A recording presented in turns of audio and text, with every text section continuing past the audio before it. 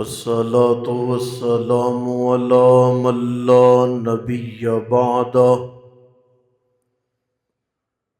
أما بعد فأعوذ بالله من الشيطان الرجيم بسم الله الرحمن الرحيم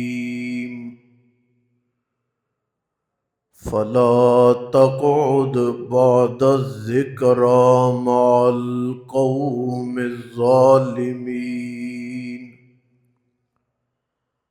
سبحان ربك رب العزة عما يصفون وسلام على المرسلين والحمد لله رب العالمين اللهم صل على محمد وعلى آل محمد كما صليت على إبراهيم وعلى آل إبراهيم إنك حميد مجيد اللهم بارك على محمد وعلى آل محمد كما باركت على إبراهيم وعلى آل إبراهيم إنك حميد مجيد۔ گزشتہ جمعہ کے موقع پہ میں نے بدعت کی نحوست اور مذمت کا تذکرہ کیا تھا، اور یہ بھی کہا تھا کہ آئندہ چند خطبات میں اس عنوان کو میں مزید بیان کروں گا۔ قرآن حکیم نے مسلمانوں سے یہ بطور تربیت حکم نامہ فرمایا، فلا تقعد بعد الذکریٰ، اے بندہ وہ مجلس جس مجلس میں ظلم ہے، ایسی مجلس میں مت بیٹھا کر۔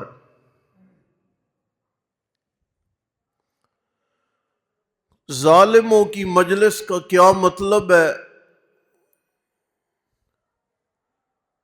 علماء نے کہا ہے کہ یہ مجلس ہے منافقوں کی اور یہ مجلس ہے بدعتیوں کی، کہ آج زمانہ گزر جانے کے بعد قرآن حکیم کا یہ حکم نامہ موجود ہے کہ ہر وہ نشست جہاں پر ظلم ہو، غیبت و گلا ہو، قتل و قتال و نشے کی باتیں ہوں، شرک ہو، بدعت کو رواج دیا جا رہا ہو، لا تقعد، مت بیٹھ۔ اور قرآن نے یہ بھی کہا فلا تقعد لا تقعدوا بكل صراط، وہ راستہ جہاں پر لوگوں کو اللہ سے دور کیا جائے اور سیدھے راستے سے رکاوٹیں کھڑی کی جائیں، ایسے راستے کی طرف بھی رخ مت کر۔ نبی مکرم صلی اللہ تعالی علیہ وسلم کے اور آپ کے خادمین اور یاروں کے اور بدعت کے متعلق صحابہ کے شاگردوں کے بیسیوں نہیں سینکڑوں فرامین ہیں جو ائمہ نے کتابوں میں درج کر دیے۔ میں ان کی باتوں کو تھوڑا سا آپ کے سامنے پہنچانے کی کوشش کروں گا، اس نیت سے اللہ کرے ہم سنت کی جانب متوجہ ہو جائیں اور ہم بدعت سے بچ جائیں اور انحرافات سے بچ جائیں۔ قرآن کا یہ مقام سنیے اور اپنے حالات، اپنے معاملات کی جانچ کیجیے۔ فَلَا تَقْعُدْ بَعْدَ الذِّكْرَىٰ مَعَ الْقَوْمِ الظَّالِمِينَ۔ ظالم لوگوں کی مجلس ہے، لا تقعد، وہاں مت بیٹھا کر، ادھر بیٹھنے کی اجازت نہیں، غلط بات ہے۔ جہاں پہ ظلم ہو رہا ہو، کسی کے بارے میں قتل کی باتیں ہیں تو یہ ظلم ہے، نشہ ہے تو یہ ظلم ہے، شراب نوشی کی ترویج ہے تو یہ ظلم ہے، شرک کی بات ہے تو یہ ظلم ہے، بدعت کو فروغ ہے تو یہ ظلم ہے، معاشرے میں کسی کو دبانے کی باتیں ہیں تو یہ ظلم ہے، کسی کی تربیت اور کسی کا نظام زندگی فلاح کرنے کی باتیں ہیں تو یہ ظلم ہے۔ اللہ کا قرآن کہتا ہے فلا تقعد، ایسی مجلس کا حصہ نہ بن۔ مفسرین کرام نے لکھا ہے یہ ظالم کون ہے؟ یہ دھوکہ باز لوگ ہیں، یہ فاسق اور یہ منافق قسم کے لوگ ہیں، اور یہ بدعتی لوگ ہیں جنہوں نے محمد الرسول اللہ صلی اللہ علیہ وسلم کے دین متین میں اپنی باتوں کو داخل کریے اور اپنے نظام اور اپنی خرافات کو دین محمدی میں داخل کرنے کی کوشش کی ہے۔ آپ یقین کریں کہ حقیقت خرافات میں کھو گئی، امت روایات میں کھو گئی، حقائق بدل دیے گئے، دین کا نظام مسخ کر دیا گیا ہے، قول کٹوروں پہ باتیں آ گئی ہیں۔ حضرت شاہ جی رحمت اللہ علیہ فرمایا کرتے تھے، لوگوں میں ان کو قرآن سناتا ہوں، میں انہیں فرمان محمد الرسول اللہ سناتا ہوں، یہ مقابلے میں مجھے قول کٹورے سناتے ہیں، فلاں نے لکھا، فلاں نے لکھا۔ ہر وہ فلاں جو قرآن کے تابع ہو کر رہے، وہ حدیث کے تابع ہو کر رہ جائے، سر آنکھوں پر ہے، لیکن اگر وہ دین متین میں خلل ڈالے، نبی علیہ السلام کے طریقوں میں رد و بدل کرے، اپنا الگ دین و نظام متعارف کرانے کی کوشش کرے، وہ جتنا بھی قد کاٹ کا مالک ہے، جتنی لمبی چوڑی تسبیح اس کے ہاتھ میں موجود ہے، ہم بڑے سے بڑا آدمی بھی قبول نہیں کریں گے۔ آپ ذرا دیکھیں، حضرت نافع شاگرد حضرت عبداللہ ابن عمر کے رضی اللہ تعالی عنہما، یاد رکھیں اللہ کے نبی علیہ السلام کے یار وہ لوگ ہیں جن کے متعلق اللہ پاک نے قرآن میں ایک سند نازل فرمائی ہے، اور وہ سند کیا ہے؟ اللہ نے فرمایا رضی اللہ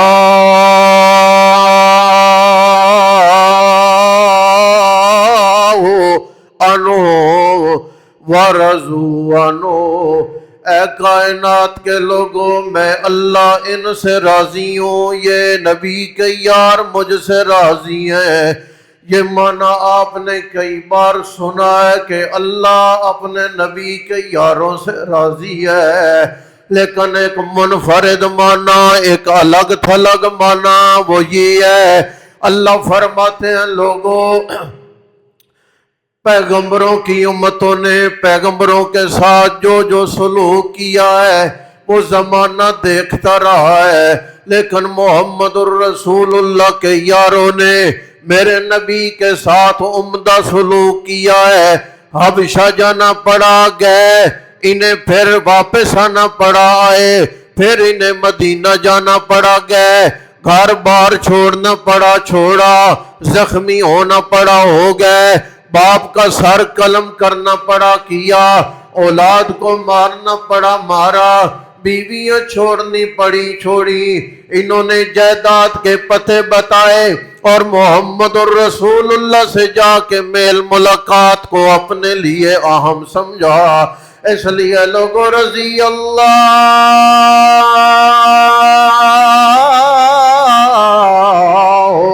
عنہم کا معنی، اے کائنات کے لوگوں میں اللہ اپنے نبی کے یاروں کی کارکردگی سے مطمئن ہو گیا۔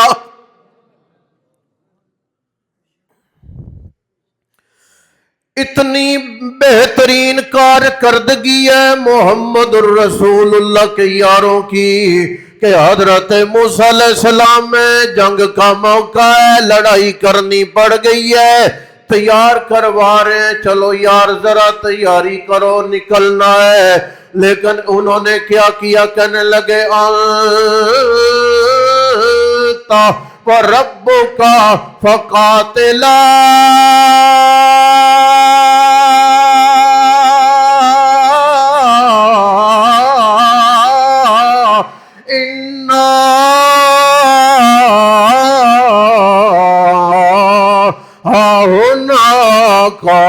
قائدون۔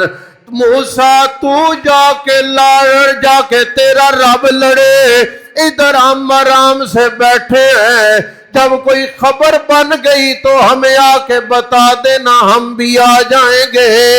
قوم موسیٰ حضرت موسیٰ کو کہتی ہے جا تو لڑ، تیرا رب لڑے، یہ 313 ہیں، سواریاں کوئی نہیں ہے، ہتھیار کوئی نہیں ہے، لیکن نبی نے کہا ہے چلنا ہے۔ کسی نے ایسا اگرچہ مگرچہ چونکہ چنانچہ نہیں، بلکہ نبی کا ہر یار وفادار جنگ کے لیے آمادہ تیار ہو گیا۔ اللہ کے نبی موسیٰ کلیم ہیں، یہ پہاڑ پہ گئے ہیں، 2-4 روز یا ہفتے، 2 ہفتے یا مہینہ 40 دن ہے، تو رات لے کے واپس آ جانا ہے۔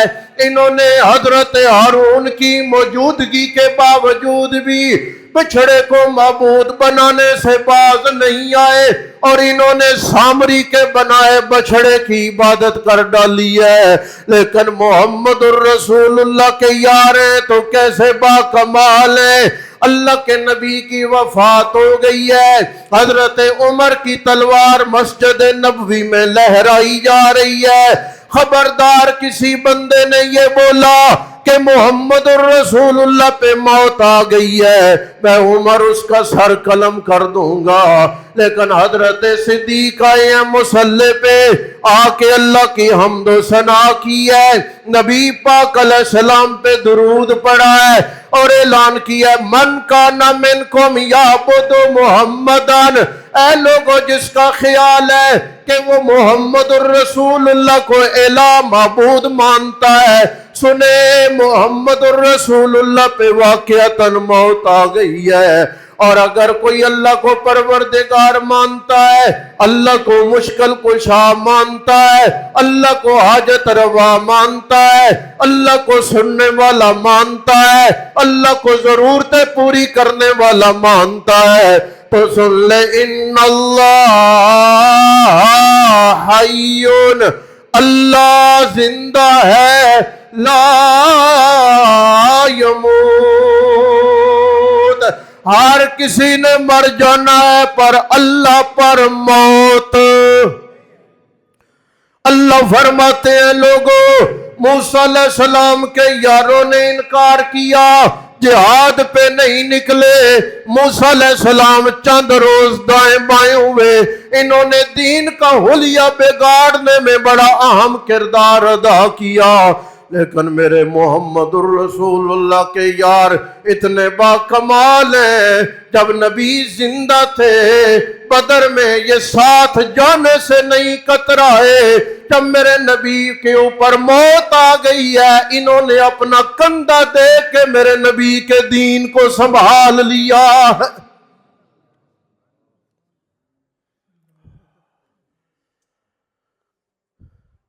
لہذا رضی اللہ کا معنی، اللہ فرماتے ہیں لوگوں میں اپنے نبی کے یاروں کے کام سے مطمئن ہو گیا۔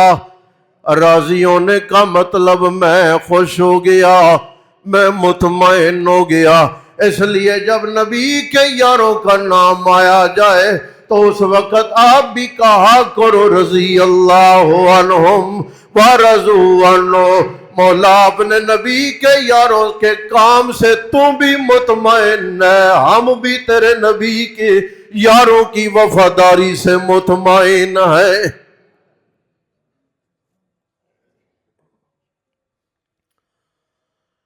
حضرت نافع شاگرد ہیں حضرت عبداللہ ابن عمر کے رضی اللہ تعالی عنہ، انہوں نے فرمایا حضرت فلاں فلاں علاقے کا بندہ ہے، اس نے آپ کو سلام کیا ہے، سلام بھیجا ہے۔ حضرت عبداللہ ابن عمر نے فرمایا کون؟ جی فلاں فلاں بندہ۔ آپ نے فرمایا ٹھیک ہے لیکن بات سن لے، بلغنی میرے تک یہ بات پہنچی ہے، انہو قد احدثا، اس نے دین میں نئی باتیں گھڑ لی ہیں، اس نے بدعتیں ایجاد کر لی ہیں۔ اگر یہ بات ہے کہ اس نے دین میں رد و بدل کیا ہے تو میرے سلام کا جواب اسے مت دینا۔ ہے تو جواب کی سنیے گا اور دو ٹوک لفظوں میں سنیے گا۔ آپ نے فرمایا اگر واقعتاً وہ بدعت کا موجد ہے تو میرے سلام کا اسے جواب مت دینا۔ حضرت عبداللہ ابن عمر جی آپ کے سلام کا جواب کیوں نہیں دینا؟ حالانکہ جس نے سلام کیا ہے جواب دینا تو ضروری ہے، جواب دینا تو حق ہے۔ آپ نے فرمایا یارو بات یہ ہے جو بدعت کرے گا میں سلام کا جواب دے کے اس کے لیے سلامتی کی دعا کروں گا، حالانکہ جو بدعتی ہے وہ سلامتی کا مستحق نہیں ہے بلکہ وہ لعنتوں کا مستحق ہے۔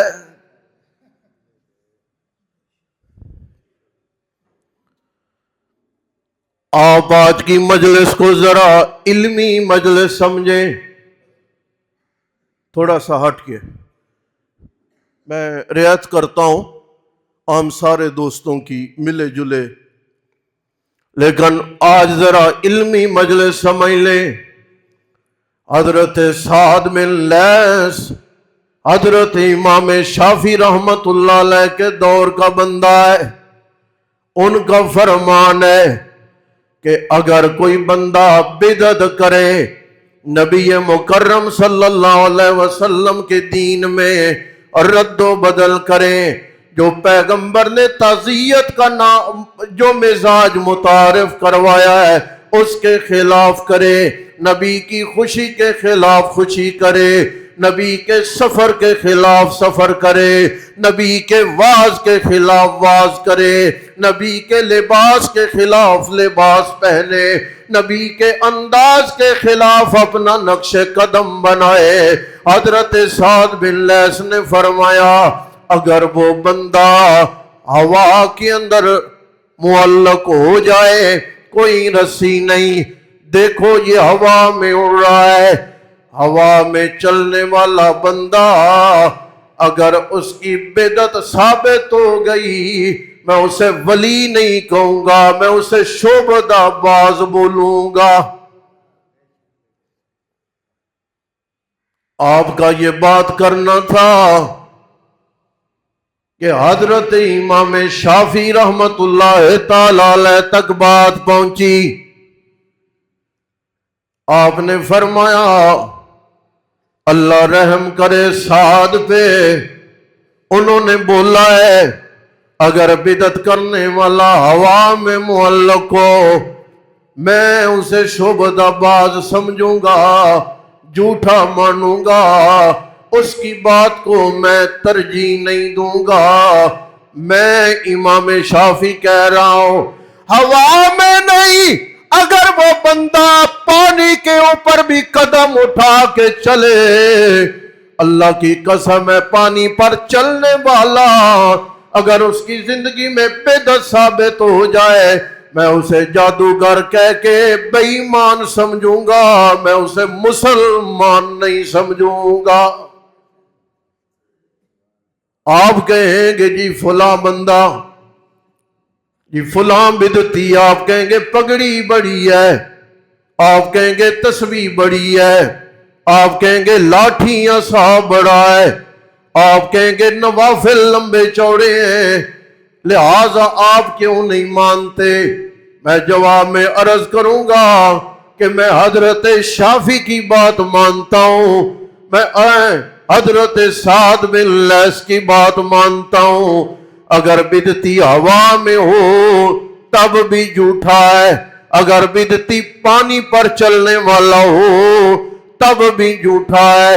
اور میں تھوڑا سا اضافہ کروں، حضرت فضیل بن عیاض رحمت اللہ تعالی علیہ فرما گئے اے لوگوں، اگر بدعتی آدمی سلام کرے اسے جواب نہ دیا کرو، اگر پتہ چل جائے کسی واعظ و مجلس میں کہ یہ بیان کرنے والا بدعتی ہے، فاحذروا، اس کی مجلس سے کنارہ کش ہو جایا کرو۔ اور اگر کسی راستے میں سامنے سے آنے والا بدعتی نظر آئے، انتظار کر لو، راستہ بدل لو، لیکن اس راستے پہ اسے کراس نہ کیا کرو۔ ہے تو جو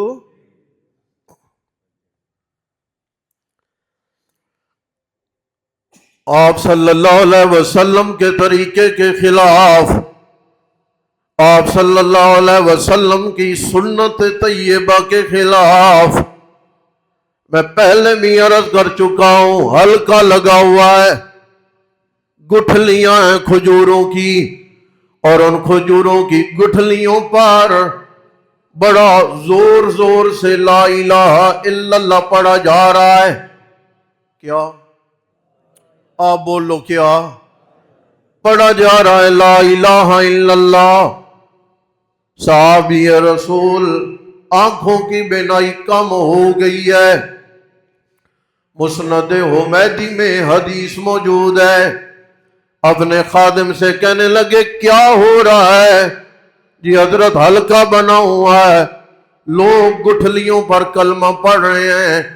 آپ نے فرمایا مجھے ان بدعتیوں کی مسجد سے نکالو، میں نماز اپنے گھر میں ادا کر لوں گا، لیکن بدعتیوں کی مسجد میں عبادت نہیں کروں گا۔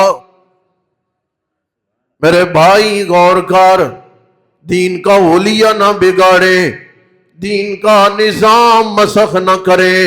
لاکھوں گناہ ہیں میرے، لاکھوں گناہ ہیں آپ کے، دین میں پورا اتر سکتے ہیں نہیں اتر سکتے۔ کئی بار آپ خلاف سنت کام کر جائیں، کئی بار میں خلاف سنت کام کر جاؤں۔ ایک ہے دین کے کسی کام پر عمل نہ کر سکنا، ایک ہے دین کے مخالف ایک نیا راستہ بنا دینا۔ آپ آخری فرمان سنیں، اللہ کے نبی علیہ السلام نے فرمایا معاشر کا دن ہے، میں جامع کوثر پہ کھڑا لوگوں کو پانی پلا رہا ہوں، اور یہ جو میں نے پانی پلانا ہے وہ جامع کوثر جو میں نے پلانا ہے وہ پانی دودھ سے زیادہ سفید ہے، شہد سے زیادہ میٹھا ہے۔ آپ کا دل کرے بولے، نہ دل کرے نہ بولے، وہ پانی دودھ سے زیادہ سفید ہے، شہد سے زیادہ میٹھا ہے، اور وہ پانی جن برتنوں میں میں نے دینا ہے وہ ستاروں سے زیادہ چمکدار ہے۔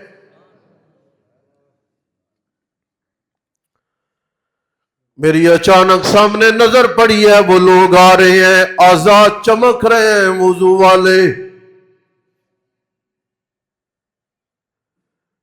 پیغمبر کون ہے؟ جو کیڑی نہیں جلانے دیتا، جو اونٹ کو زیادہ چارہ ڈالنے کی تاکید کر رہا ہے، پیغمبر وہ ہے۔ آپ صلی اللہ علیہ وسلم نے فرمایا سامنے سے لوگ آ رہے ہیں، ان کے وضو والے اعضاء کی چمک دمک ہے، میں نے کہنا انہیں ادھر لے آؤ۔ میں اللہ کا نبی نے اپنے یہاں حوض سے پانی پلاؤں، اور یہ جملہ بھی حوض کوثر کے متعلق سن لے، اللہ آپ کے نصیب میں بھی کرے، میرے نصیب میں بھی کرے۔ آپ صلی اللہ علیہ وسلم نے فرمایا وہ 50,000 سال کا دن ہے، اور پانی ملنا ہے جنت میں داخلے کے بعد۔ معاشر میں کوئی نل نہیں لگی، معاشر میں کوئی سبیل پانی کی نہیں لگی، معاشر میں کوئی نہر نہیں بہ رہی، ایک میرا حوض ہے جس سے لوگوں کو پانی ملنا ہے۔ آج کی شدید ترین گرمی میں ایک بار پانی پی لیں دوبارہ دل کرتا ہے، پھر پیلے سے بارہ دل کرتا ہے، دن میں کئی بار پانی پینے کو دل کرتا ہے۔ رحمت دو عالم صلی اللہ علیہ وسلم نے فرمایا جس بندے نے وہاں میرے حوض سے پانی پی لیا، جنت میں جانے تک درمیان میں جتنے 1000 سال کا عرصہ بھی رہے گا اسے پیاس نہیں لگے گی۔ میں انہیں پانی پلاؤں، ملائکہ کی جماعت آ گئی ہے، یا رسول اللہ کنہیں پانی پلانا ہے آپ نے؟ اِنَّكَ لَا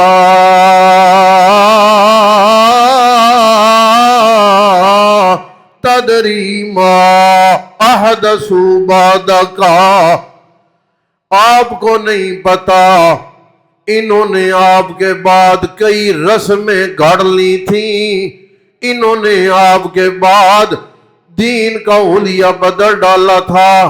چچا یہ کہتا ہے خالہ نہیں مانتی، برادری نہیں مانتی، دوست نہیں مانتے، میرا دل تو نہیں کرتا لیکن دوستوں کے ہاتھوں مجبور ہوں۔ یا رسول اللہ ان آنے والوں کو دوستوں کی مجبوری تھی، آپ کی کوئی مجبوری نہیں تھی۔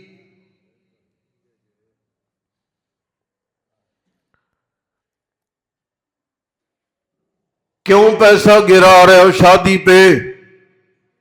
کہتا استاد جی میرا دل تو نہیں کرتا، دوستوں کے ہاتھوں مجبور ہوں۔ کیوں مہندی نکال رہے ہو؟ میں تو نہیں چاہتا، رشتہ داروں کے ہاتھوں مجبور ہوں۔ یہ تیسرا 40واں 7واں کیوں کر رہے ہو؟ جی استاد جی میں تو نہیں چاہتا، دیکھیں آپ کے پاس جمعہ پڑھتا ہوں، میرا عقیدہ آپ والا ہے، لیکن رشتہ داروں نے مجبور کر دیا ہے۔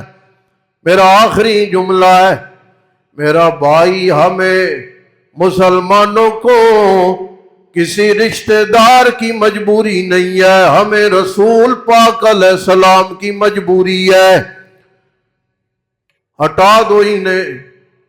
آپ علیہ السلام کے لفظ ہیں سحقان سحقان لمن غیر بادی دینی، انہیں میری نظروں سے دور لے جاؤ، میں اللہ کا نبی نے معاشر میں پانی نہیں پلاؤں گا۔ جس دین کے لیے میرے دندان شہید ہو گئے، انہوں نے اس دین کا حلیہ بدل ڈالا تھا۔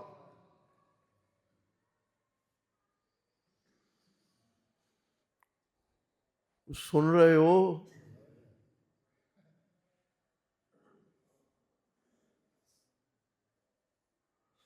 بہت کچھ کہنا باقی ہے، یہیں سے کہیں گے آئندہ اللہ تعالیٰ کی توفیق سے۔ وآخر دعوانا الحمد للہ رب العالمین۔